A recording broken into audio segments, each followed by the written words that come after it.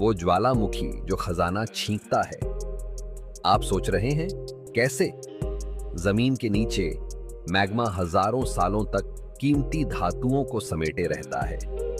जब दबाव सही होता है, धमाका, खजाना उड़ता है। उस दिन सोना और हीरे आसमान में बिखर गए और खजाने के शिकारियों की भीड़ उमड़ पड़ी।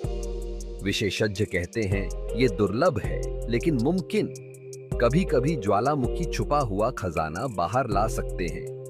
तो अगली बार जब आप किसी ज्वालामुखी को देखें, खुद से पूछिए, क्या ये फटेगा या खजाना छींक देगा? देखने के लिए धन्यवाद।